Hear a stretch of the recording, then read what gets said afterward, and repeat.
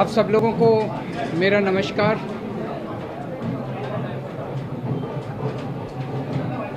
आज supreme court का जो ऑर्डर आया है ये कई मायनों में बहुत ही ऐतिहासिक ऑर्डर है। दिल्ली के लोगों की बहुत बड़ी जीत है। दिल्ली के लोगों के साथ जो अभी तक अन्याय होता आया उनके साथ माननीय सुप्रीम कोर्ट ने न्याय किया है। आज से 8 साल पहले 23 मई 2015 को हमारी 14 फरवरी 2015 को सरकार बनी थी। फरवरी, मार्च, अप्रैल, मई 3 महीने के अंदर, सरकार बनने के 3 महीने के अंदर ही जैसी हमारी सरकार बनी 67 सीट आई। 3 महीने के अंदर ही प्रधानमंत्री जी ने एक आदेश पारित करवाया केंद्र सरकार से कि दिल्ली के सर्विसेज के मामले अब दिल्ली की मुख्यमंत्री के पास नहीं रहेंगे, वो एलजी के पास रहेंगे या केंद्र सरकार के पास रहेंगे। इसका क्या मतलब हुआ? इसका मतलब ये हुआ कि दिल्ली सरकार में काम करने वाले जितने भी ऑफिसर हैं, जितने भी कर्मचारी हैं, ऊपर से लेके नीचे तक, आईएएस अफसर से क्लास ए से लेके क्लास 4 कर्मचारी तक, चपरासी तक, सारे कर्मचारियों की ट्रांसफ़र पोस्टिंग, उनकी डिसिप्लिनरी प्रोसीडिंग्स, नई अपॉइंटमेंट, पोस्ट क्रिएट करना, पोस्ट एबॉलिश करना, पक्के करना, ये सारा जो है ये अब दिल्ली की चुनी हुई सरकार के पास नहीं होगा। यानी कि अगर मैं मुख्यमंत्री हूँ, मेरे सामने कोई कर्मचारी रिश्वत ले रहा है, मैं उसे सस्पेंड भी नहीं कर सकता, मैं उसकी ट्रांसफ़र नहीं कर सकता। एजुकेशन सेक्रेटरी कौन होगा ये हम नहीं तय कर सकते, हेल्थ सेक्रेटरी कौन होगा ये हम नहीं तय कर सकते। ये आदेश प्रधानमंत्री जी ने 23 मई 2015 को पारित किया। 8 साल को इस्तेमाल करके दिल्ली के कामों को जानबूझ के रोका गया।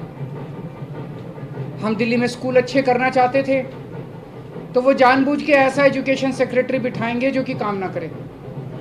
हम अगर मोहल्ला क्लिनिक बनाना चाहते हैं तो जानबूझ के ऐसा हेल्थ सेक्रेटरी बनाया जाएगा जो कि काम ना करे। जानबूझ के ऐसा फाइनेंस सेक्रेटरी बिठाया जाएगा जो हर चीज़ के अंदर अड़ंगा अड़ाए। तो इसको इस्तेमाल करके दिल्ली के हर काम को रोका गया। एक तरह से मेरे दोनों हाथ बांध दिए गए पीछे और मुझे नदी में फेंक दिया गया कि अब तैरो। ये तो ऊपर वाले का शुक्र है कि दोनों हाथ बंधे हुए होने के बावजूद भी हम किसी तरह से तैरते रहे और ऊपर वाला हमारा साथ देता रहा। इन सारी कठिनाइयों के बावजूद दिल्ली के अंदर हम लोगों ने इतना शानदार काम किया पिछले 8 साल के अंदर। तो आप सोच सकते हैं कि अगर हमारे पास पूरी पावर होती तो हम कितना ज़्यादा काम कर सकते थे। आज हम सुप्रीम कोर्ट के जस्टिस चंद्रचूड़ के जो और 4 जजेस हैं उस बेंच में, संविधान पीठ में, उन सब के तहे दिल से शुक्रिया अदा करते हैं कि उन्होंने हमारे साथ न्याय किया। मैं दिल्ली की जनता को केवल बधाई नहीं देना चाहता, बधाई देना चाहता हूँ और उनका शुक्रिया करना चाहता हूँ कि जो इतना लंबा संघर्ष था, उस संघर्ष में दिल्ली की जनता ने मेरा साथ दिया। दिल्ली की जनता के साथ के बिना मैं कुछ नहीं कर सकता था। आज जो ये इतनी बड़ी जीत हुई है ये उन्हीं के आशीर्वाद, दिल्ली की जनता के आशीर्वाद और उनके साथ का, उनके सहयोग का नतीजा है। कदम कदम पे उन्होंने मेरा साथ दिया दिल्ली की जनता ने। अब हमें एक बहुत बड़ा मौका मिला है। दिल्ली का काम जो है अब ये 10 गुना स्पीड से होगा। आज के आदेश के बाद बहुत बड़े बड़े काम होंगे अब दिल्ली के अंदर जो सोच भी नहीं सकते। सबसे इम्पॉर्टेंट है हमें एक ऐसा प्रशासन देना है दिल्ली के लोगों को जो कि रेस्पॉन्सिव हो, जो कि जनता की ज़रूरतों के प्रति सिंपैथेटिक हो, कंपैशनेट हो। तो अगले कुछ दिनों के अंदर आप देखेंगे बहुत बड़ा प्रशासनिक फेरबदल होगा।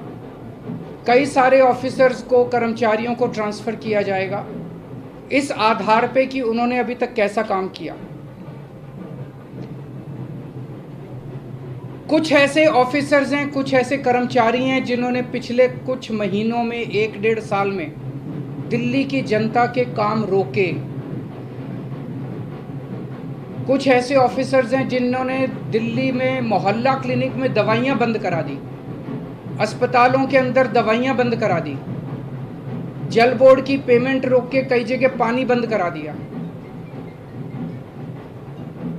ऐसे कर्मचारियों को, ऑफिसर्स को चिन्हित करके उनको अपने कर्मों का फल तो भुगतना पड़ेगा। लेकिन बहुत सारे ऐसे कर्मचारी और ऑफिसर्स हैं जो बहुत घुटन महसूस कर रहे थे, ईमानदार लोग हैं, काम करना चाहते हैं। उन सारे कर्मचारियों को, उन सारे ऑफिसर्स को मौका मिलेगा काम करने का। उन सबको जो डेडवुड है, जो करप्ट हैं, जो इनएफिशिएंट हैं, उनको अच्छी पोस्टों से हटा के साइड किया जाएगा, और जो अच्छे हैं, एफिशिएंट हैं, ईमानदार हैं, रेस्पॉन्सिव हैं, कंपैशनेट हैं, उन लोगों को, उन सारे अधिकारियों को और कर्मचारियों को मौका दिया जाएगा कि वो दिल्ली की जनता की सेवा कर सकें। सारे प्रशासनिक सिस्टम को भी दुरुस्त किया जाएगा। ये सारा सिस्टम भी सड़ा गला सिस्टम है। ऐसा सिस्टम बनाया जाएगा जो जनता के प्रति जवाबदेह हो और जनता के लिए रिस्पॉन्सिव हो, जनता की ज़रूरतों के प्रति रिस्पॉन्सिव हो। तो व्यवस्था के अंदर जितनी कमियां हैं, इन सारी कमियों को दूर किया जाएगा। तो पूरे सिस्टम को और ऑफिसर्स को और कर्मचारियों को जनता के प्रति जवाबदेह बनाया जाएगा और जनता के लिए रिस्पॉन्सिव बनाया जाएगा। एक लीन एंड थिन गवर्नमेंट तैयार की जाएगी। Lean, thin, responsive, compassionate and accountable government. ये हम चाहते हैं। दिल्ली, जैसे दिल्ली ने पूरे देश को शिक्षा का मॉडल दिया, हेल्थ का मॉडल दिया, अब एक ऐसे गवर्नेंस का, एडमिनिस्ट्रेशन का मॉडल हम जनता के सामने रखेंगे, पूरे देश के सामने रखेंगे। मैं देखता हूं कि कई ऐसी पोस्ट्स हैं जिनकी ज़रूरत नहीं है। उनमें कोई भी कर्मचारी या अधिकारी बैठ के जनता की 4 अड़चनें ही लगाता है। अगर वो ना रहे तो ज़्यादा अच्छा रहेगा। तो ऐसी पोस्ट्स को चिन्हित करके या तो उन्हें खाली छोड़ा जाएगा या उन्हें अबॉलिश कर दिया जाएगा। जहाँ जहाँ ज़्यादा पोस्ट्स की ज़रूरत है वहाँ ज़्यादा पोस्ट्स क्रिएट की जाएंगी। जहाँ जहाँ लोगों को ज़रूरत है वहाँ ज़्यादा पोस्ट, जैसे अब इतने मोहल्ला क्लिनिक बना रहे हैं, तो जब डॉक्टर्स की ज़रूरत है, पैरामेडिक्स, वहाँ और क्रिएट किए जाएंगे। तो अभी तक हम लोगों ने स्कूल, अस्पताल में एक मॉडल दिया। अब पंजाब के अंदर हम एक अच्छे लॉ एंड ऑर्डर, कानून व्यवस्था लागू कर रहे हैं। उसी तरह से दिल्ली अब कुशल प्रशासन का एक मॉडल पूरे देश के सामने देगा। मैं एक बार फिर से दिल्ली की जनता का बहुत बहुत आभार व्यक्त करना चाहता हूं, जिन्होंने पूरे संघर्ष में हम लोगों का साथ दिया। अगर हैं जी, बिल्कुल होगी। सर्विसेज आने के बाद हम नई पोस्ट क्रिएट कर सकते हैं, पुरानी पोस्ट से अबॉलिश कर सकते हैं, कुछ भी कर सकते हैं। एसीबी अभी चुनी हुई सरकार के पास नहीं है, लेकिन विजिलेंस अब आ गया है। तो जो लोग अगर गलत काम करेंगे, भ्रष्टाचार करेंगे, कानून के हिसाब से काम नहीं करेंगे, उनके ऊपर विजिलेंस की कार्रवाई, डिसिप्लिनरी प्रोसीडिंग्स, विजिलेंस प्रोसीडिंग्स की जा सकती हैं। सर, शाम को आप एलजी साहब से मिलने जा रहे हैं, उसमें क्या बातचीत होने की संभावना है? क्या आप करेंगे कि वो अब और किसी प्रकार का अड़ंगा ना लगाए? और सुप्रीम कोर्ट ने जो निर्देश दिया, उनसे आशीर्वाद लेने जा रहा हूँ। आपको लग रहा है कि ये पावर तो मिल गई है, पावर से ज़्यादा जिम्मेदारी बढ़ गई है अब आपकी, क्योंकि अब तक आप बहुत सारी अड़चनें भी आपने बताई, लेकिन अब वो काम आपको कराना ही होगा। नहीं, जिम्मेदारी तो पहले भी थी। वो जिम्मेदारी विदाउट पावर थी, अब जिम्मेदारी विद पावर आ गई है। जिम्मेदार देखिए, जब भी जनता वोट देती थी तो वो तो यही कहती थी, जी हमने तो केजरीवाल को वोट दे दिया, अब केजरीवाल जाने पावर है कि नहीं है उसके पास। जनता को के विचारों को क्या पता, टीबीआर क्या होता है, आर्टिकल 239AA4 क्या होता है, उनको क्या पता बेचारों को। जनता तो वोट दे देती है, लेकिन हमारे पास पहले उन जिम्मेदारियों को पूरा करने की पावर नहीं थी, शक्ति नहीं थी। अब शक्ति दे दी है सुप्रीम कोर्ट ने हमें।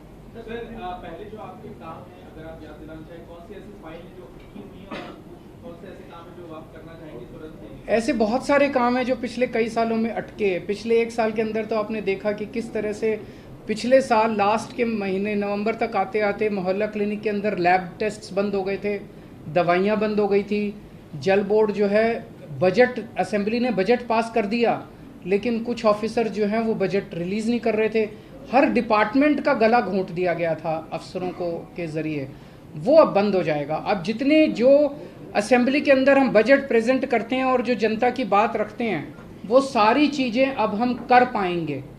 सर, अधिकारियों की मीटिंग आपने बुलाई है, बड़े अधिकारियों क्योंकि कहा जाता है कि एजी की जरिए अब तक सीएस काम करते रहे, तो क्या उन्हें मीटिंग के लिए आपने बुलाया? ज़रूर बुलाएंगे, अब आने वाले टाइम में मीटिंग्स तो होती रहेंगी। सर, अभी हाल के दिनों में बहुत सारे ऐसे फैसले एलजी ने लिए जो कि मतलब सरकार के अधिकारों का उल्लंघन करके खुद से लिए गए, क्या अब उन फैसलों को रिव्यू भी किया जाएगा? वो फैसले कई सारे गलत हैं, इनफैक्ट कई सारे तो सुप्रीम कोर्ट में पेंडिंग है। कल एल्डरमैन का केस आ रहा है सुप्रीम कोर्ट के अंदर, ट्यूसडे को डीआरसी के चेयरमैन की अपॉइंटमेंट का केस आ रहा है, फिनलैंड जो हमारे टीचर्स को नहीं जाने दिया उसका केस सुप्रीम कोर्ट के अंदर पेंडिंग है। जब मेंशन ही किया था हमने ये केसेस तीनों, तो सुप्रीम कोर्ट की टिप्पणी काफ़ी तल्ख थी कि ये कैसे एलजी साहब रोक सकते हैं। एल्डरमैन की अपॉइंटमेंट बिल्कुल गलत हुई है। जो डीआरसी के चेयरमैन 4 महीने से फाइल एलजी साहब के पास पड़ी हुई थी, एलजी साहब ने अपॉइंटमेंट नहीं होने दी, तो हमें सुप्रीम कोर्ट जाना पड़ा। मुझे लगता है कि अब इतना सुप्रीम कोर्ट जाने की, हाई कोर्ट जाने की ज़रूरत शायद ना पड़े। अब शायद हम अपने स्तर के ऊपर ही कई सारे निर्णय ले सकें। तो बहुत सारी चीजें ऐसी कही गई जिसमें ये भी कहा गया कि केंद्र जो है वो राज्य सरकारों की जो ताकत है, पावर है, वो छीनने का ना छीने, इस तरीके की आगे के लिए नजदीक। मैं यही कहना चाहता हूं कि केंद्र सरकार एक तरह से, प्रधानमंत्री जी खासतौर एक तरह से पिता समान होते हैं। जैसे परिवार में पिता होता है, पिता समान होते हैं। पिता की जिम्मेदारी होती है कि सारे बच्चों को अच्छे से उनका पालन पोषण करें। अगर दिल्ली में आम आदमी पार्टी की सरकार है तो वो हमारे भी प्रधानमंत्री हैं, हम भी उन्हीं की तरफ देखते हैं। चाहे बीजेपी की किसी राज्य में सरकार है, किसी में कांग्रेस की सरकार है, किसी में आम आदमी पार्टी की सरकार है, वो सारे के सारे प्रधानमंत्री को एक तरह से पिता समान देखते हैं कि भाई ये कोई मुसीबत आएगी तो हमारी मदद करेंगे। लेकिन अगर जैसे ये 23 मई 2015 को आदेश पारित करके दिल्ली सरकार की पावर छीन ली गई, 8 साल तक हमें बिना पावर के काम करना पड़ा, काम रुक गया, किसका फायदा हुआ? आज सुप्रीम कोर्ट ने साबित कर दिया कि ये गलत था, ये ऑर्डर बिल्कुल गैर संवैधानिक ऑर्डर था। जितनी सख्त लैंग्वेज के अंदर सुप्रीम कोर्ट ने बोला है, उससे ये साफ जाहिर है कि ये ऑर्डर केंद्र सरकार का बिल्कुल गलत था। तो इतना गलत ऑर्डर उन्होंने पास किया, तो उसका मतलब तो यही था कि आम आदमी पार्टी की दिल्ली की सरकार को फेल करना उसका मकसद था, और तो कोई मकसद नहीं था। देश का तो भला नहीं हुआ, दिल्ली का तो भला नहीं हुआ, केवल और केवल लोगों का नुकसान हुआ। ये नहीं करना चाहिए। चुनाव में लड़ते हैं, राजनीति कर लो, चुनाव में एक दूसरे को जो बोलना है बोल लो, लेकिन चुनाव खत्म होने के बाद चाहे कोई बीजेपी की सरकार है, चाहे कांग्रेस की सरकार है, आम आदमी पार्टी की, हम सबको मिलकर काम करना चाहिए। वो देखेंगे, अभी तो ऑर्डर है।